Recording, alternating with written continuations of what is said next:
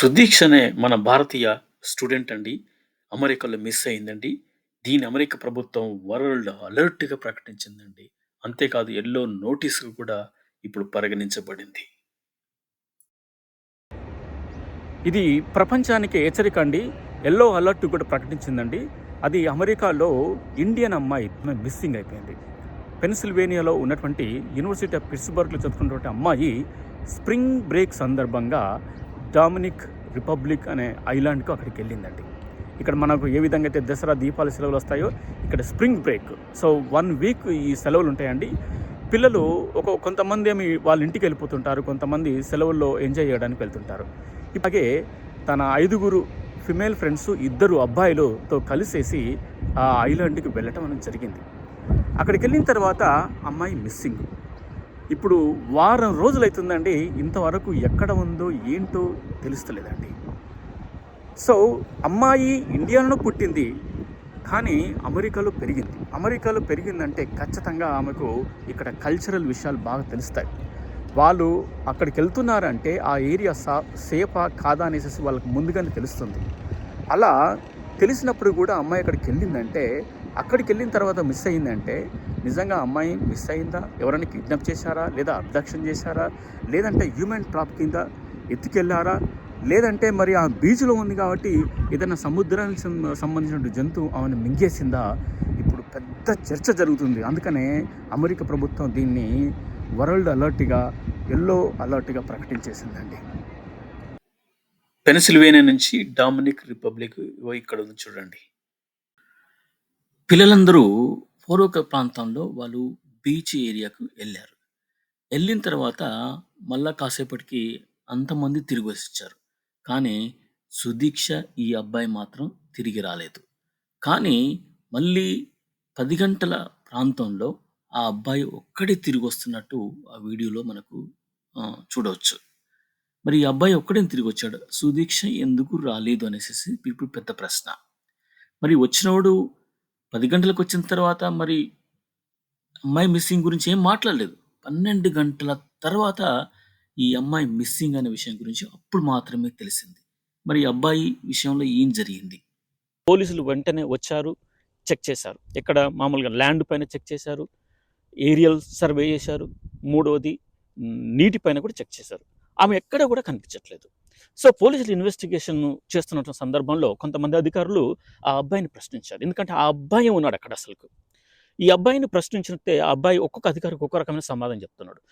ఆ పిల్లోడు ఏం చెప్తున్నాడంటే, నేను బీచ్ చైర్ మీద పడుకున్నాను, అమ్మాయి అసలు హోటల్ రూమ్‌కి వెళ్ళిపోయిందేమో అనేసి అనుకున్నాడు అని చెప్పాడు. ఇంకొక అధికారేమో ఆమె సముద్రంలో మోకాల లోతు వరకు వెళ్ళడం నేను చూశాననేసి ఇంకొక సమాధానం చెప్పాడు. ఇంకొకరికేమో ఆమె సముద్ర అలలో కొట్టుకుపోయింది అనేసి ఈ విధంగా 3 రకాల ఆన్సర్లు ఇచ్చాడు. సో ఏదేమైనప్పుడు కూడా ఆ పిల్లోడు నిజం చెప్తున్నాడా, అబద్ధం చెప్తున్నాడా అనేసి అధికారులు కొంచెం ఆలోచిస్తున్నారు. తర్వాత ఎఫ్‌బిఐ ఏజెంట్, మాజీ ఎఫ్‌బిఐ ఏజెంట్ జెన్నిఫర్ అని ఒక ఆవిడ ఇట్లాంటి కేసులను, మిస్సింగ్ కేసులను ఆవిడ చాలా ఛేదించింది. మీరు స్క్రీన్ పైన చూడండి ఆ జెన్నిఫర్ గురించి. ఆ జెన్నిఫరు తను ఏం చెప్తుందంటే, ఈ అబ్బాయి మాట్లాడేదంతా నాన్‌సెన్స్. సో ఇక్కడ అసలు విషయం, ఆ అమ్మాయి మిస్ అయిపోతే ఎక్కడైనా ఈజీగా దొరుకుతుంది, కానీ అసలు దొరకట్లేదు. సో ఇలాంటి కేసులను ఆవిడ చాలా ఛేదించింది కాబట్టి ఆమె ఏం చెప్తుందంటే, అసలుకు ఈ అబ్బాయి అసలుకు అమ్మాయికి సంబంధం ఏంటి, మనం అక్కడి నుంచి లాక్క రావాలి. రెండవది, ఈ అబ్బాయి మరి ఎందుకు ఈ అమ్మాయి సముద్రంలోకి వెళ్తుంటే, ఒకవేళ వెళ్ళి ఉంటే ఎందుకు ఆపలేదు అనేసి ఇంకొక ప్రశ్న. అండ్ ఈ అబ్బాయిను ఇన్వెస్టిగేషన్ చాలా సీరియస్గా చేయాల్సింది. సో ఇంకో మూడవది ఏంటంటే, అబ్బాయి మీద పాలిగ్రాఫ్ టెస్ట్ కూడా చేయాలి అని ఆవిడ జెన్నిఫర్ సూచన చేసింది. ఓకే, తర్వాత ఇంకొక ప్రైవేట్ డిటెక్టివ్, అతను కూడా ఇలాంటి కేసులను ఛేదించాడు బాగా. అతని పేరు మర్చిపోయాను. సో ఆ ప్రైవేట్ డిటెక్టివ్ చెప్పిన దాన్ని బట్టి చూస్తే, ఒకవేళ అమ్మాయి సముద్రంలో మునిగిపోతే ఖచ్చితంగా ఆమె బాడీ అలలకి ఒడ్డుకు కొట్టుకొని రావాలి. సో వాళ్ళు సముద్ర తీర ప్రాంతం మొత్తం చెక్ చేస్తారు, ఎక్కడ కూడా ఆమె బాడీ దొరకలేదు.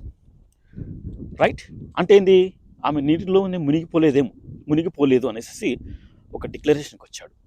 సో ఇలాంటి కేసులు ఆ హోటల్కి వెళ్ళిన వాళ్ళు కొంతమంది కూడా మిస్ అయ్యారు. మీరు స్క్రీన్ పైన చూడండి, ఈ అమ్మాయి ఒకప్పుడు మిస్ అయ్యింది కొన్ని సంవత్సరాల క్రితం. కానీ తర్వాత దీని మీద ఇన్వెస్టిగేషన్ చేస్తే ఆ అమ్మాయి యొక్క బాయ్ ఫ్రెండే ఆ అమ్మాయిని హత్య చేశాడని తేలిందన్నట్టు. ఓకే. ఇంతే కాదండి, ఈ ఏరియాలో చాలామంది అమెరికన్స్ అక్కడికి వెళ్ళిన వాళ్ళు 11 మంది పైగా చనిపోయారు. అంతేకాదు అక్కడికి వెళ్ళిన వాళ్ళు చాలామంది కూడా ఫుడ్ పాయిజన్‌కి గురయ్యారు. సో, ఎందుకు ఈ విధంగా అవుతున్నారు? సో, ఇది ఖచ్చితంగా దీక్షిత మిస్సింగ్ అనేది ఇదేదో పకడ్బందీ ప్లాన్ ప్రకారం జరిగింది అనేసేసి వాళ్ళ యొక్క ఆలోచన. సో, ఈ డిటెక్టివ్ ఏజెంట్ కూడా ఏం చెప్తున్నాడంటే, చనిపోయి ఆ అమ్మాయి మిస్సింగ్ అయిపోయిన తర్వాత 12 గంటల తర్వాత ఇన్ఫార్మ్ చేయడం ఏంటి అసలుకు?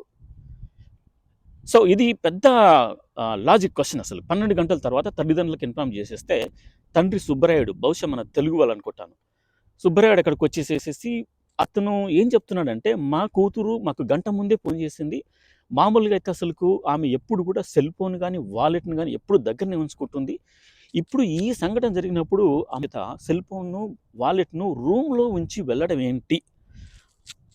ఎప్పుడు కూడా ఆ విధంగా చేయదు అనేసేసి తండ్రి ఇచ్చినటువంటి వాంగ్మూలం. సో, తండ్రి కూడా ఏం చెప్తున్నాడంటే, మీరు సాధ్యమైనంత వరకు మీరు ప్రయత్నించండి అనేసేసి. ఇంకా కొంతమంది ఏం చెప్తున్నారంటే, ఇది పేరెంటల్ అబ్డక్షన్ కావచ్చు, లేకపోతే కిడ్నాపింగ్ కావచ్చు, లేకపోతే హ్యూమన్ ట్రాఫికింగ్ ఈ విధంగా కూడా కావచ్చు. సో, ఏది ఏమైనప్పుడు కూడా ఇక్కడ నేను ఇప్పుడు ఆమె వారం రోజులు అవుతుందండి, ఇంతవరకు ఎలాంటి ఆనవాళ్ళు కనిపించలేదు.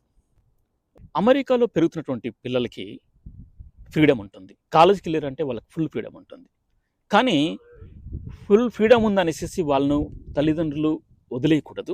ఎందుకంటే మనం ఇండియాలో ఉన్నప్పుడు మన పిల్లల్ని ఎలా పెంచుతాము, వాళ్ళు బయటికెళ్తున్నారంటే తిరిగి వచ్చేంత వరకు ఒక 10 సార్లైనా ఫోన్ చేస్తాం కదా! వాళ్ళు దారిలో ఉన్నప్పుడు కూడా. ఈవెన్ మన చెల్లెలైనా సరే, భార్యలైనా సరే, ఎక్కడికి ఎవరు వెళ్ళినా సరే మనం ఇలా ఫోన్ చేస్తుంటాం. మనం అంత జాగ్రత్తగా తీసుకుంటాం. కానీ అమెరికాకొచ్చిన తర్వాత వాళ్ళకి ఫుల్ ఫ్రీడమ్ ఉంటుందనేసేసి మీరు అనుకోవద్దు. ఆ ఫ్రీడమ్‌తో వాళ్ళని ఆ విధంగా వదిలేయొద్దు. దయచేసి మీ పిల్లలు కాలేజీకి వెళ్తున్నట్టయితే వాళ్ళకి లొకేషన్ షేరింగు ఇవన్నీ కూడా మీరు ఎప్పుడు మంచి చెడుల గురించి చెప్తూ ఉండండి. అమెరికాలో ఎటువంటి సంఘటనలు జరుగుతున్నాయి, ఈ హ్యూమన్ ట్రాఫికింగ్ ఇక్కడ చాలా జరుగుతాయండి. ఒక్కసారి వాళ్ళ చేతిలో పడ్డారంటే అసలుకి ఇంక బయటికి రావడమే కష్టం. అసలు ఇక దొరకరు అసలుకు. వాళ్ళు మర్చిపోవాల్సిందే. అలా ఉంటాయి కొన్ని హ్యూమన్ ట్రాఫికింగ్ ఇక్కడ. సో, కాబట్టి అన్ని ఏరియాలు బాగున్నప్పుడు కూడా, అన్ని ఏరియాలో కెమెరాలు ఉన్నప్పటికి కూడా కొన్ని సంఘటనలు జరుగుతూనే ఉంటాయి. నేను ఇటువంటి సంఘటనల గురించి నేను నెక్స్ట్ వీడియోలో చెప్పబోతున్నాను. మీరు wait and see for that video. ఎంతటి ఘోరమైనటువంటి ఈ హ్యూమన్ ట్రాఫికింగ్ ఎలా ఉంటాయని నేను చెప్తాను ఖచ్చితంగా. అయితే ఇప్పుడు మన ఇండియన్ పేరెంట్స్ అందరూ కూడా మీ పిల్లల్ని ఎడ్యుకేట్ చేయండి. మీరు సెలవులకు పిల్లలు ఎక్కడికైనా వెళ్తున్నారంటే ఎవరెవరు వెళ్తున్నారు, ఏంటి, మనం ఇండియాలో ఏ విధంగా ఆరా తీస్తామో ఇక్కడ కూడా ఆరా తీయండి. పిల్లలు పెరిగారులే, వాళ్ళ ఇష్టంలే అనేసేసి మాత్రం వదిలేయద్దు. ఎందుకంటే అమెరికన్ తల్లిదండ్రులు ఆ విధంగా వదిలేస్తారు. కానీ మన ఇండియన్ పేరెంట్స్ మాత్రం అలా కాదు కదా! మన పిల్లల్ని ఇప్పుడైనా ఎంత పెద్దయినా సరే మనం ఎంక్వైరీ చేస్తూనే ఉంటాం. సో, ఇక్కడ కూడా అంతేనండి. ఇప్పుడు ఫ్రీడమ్ అనేసేసి అనుకోకండి. మంచి ఏరియా అయినప్పుడు కూడా ఎక్కడ ఏ విధంగా జరుగుతుందో తెలీదు. సో, ఇలాంటి పిల్లల అపహరణ, ఎస్పెషల్లీ అమ్మాయిల అపహరణ అనేది బాగా జరుగుతుంది ఇక్కడ. నేను దీనిపైన ఒక ముఖ్యమైన వీడియో మీతో షేర్ చేసుకోవాలనుకుంటున్నాను. So, wait and see. So, 6 రోజులు దాటిపోయిందండి. సో, ఏమైందో ఏంటో తెలీదు అమ్మాయికి. So, let's hope for good. క్షేమంగా తిరిగి వస్తాదనేసి అనుకుందాం, దేవుని ప్రార్థిద్దాం. Thank you very much for watching this video.